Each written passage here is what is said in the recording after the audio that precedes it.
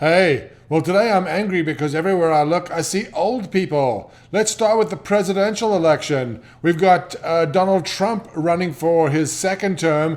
He's going to be 74 when the election rolls around.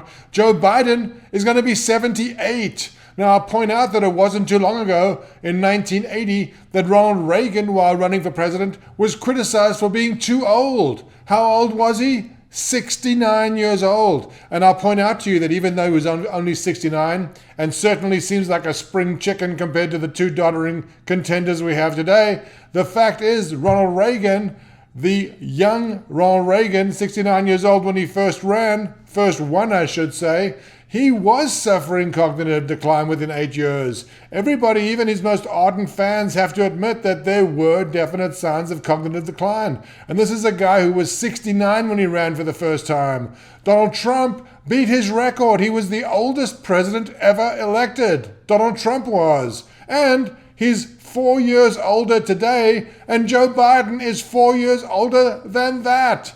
Okay, enough about the presidential campaign. Here's something you've probably forgotten. This is from 2017. Who is this, you might ask?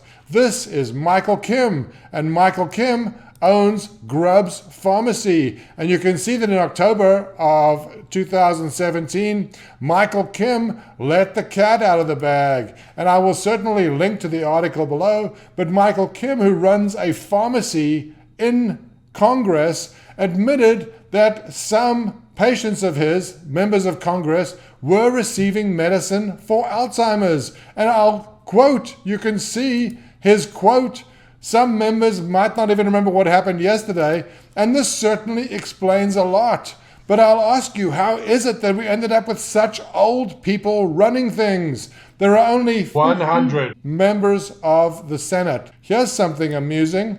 5 of them, 5%, are in their 80s.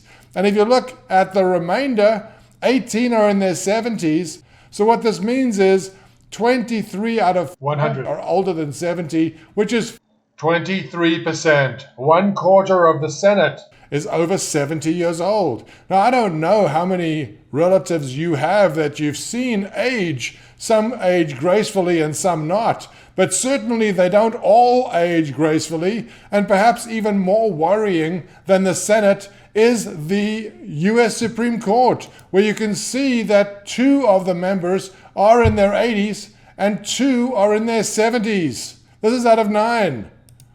Half are over 70. And politics plays such a huge role. I mean, Ruth Bader Ginsburg is 87 years old, has been suffering health problems for many years. She's hanging on as best she can because, God forbid, Donald Trump nominates and gets another Supreme Court justice confirmed. Although why they would be so happy about that, I'm not sure. The last guy they were so happy about was John Roberts, got in through Bush, the younger Bush, and he has been a tremendous disappointment for everybody who was a fan of his from those days. I mean, granted, you can have whatever opinion you wish about his rulings, but certainly the quote-unquote conservatives are disappointed at what they thought would be a conservative justice. And he's a young guy. You can't blame age for his change of heart. But a lot of these other guys, you can. Let's look at Biden, for example. I mean, Biden is a guy who is definitely in cognitive decline, is running for president, and people, when you express alarm, people point out that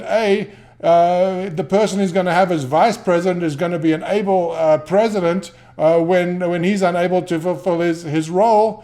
But I don't think this is what's going to happen at all. I think we're going to hear proclamations from Biden's office. President Biden wants this, President Biden wants that. Nobody knows.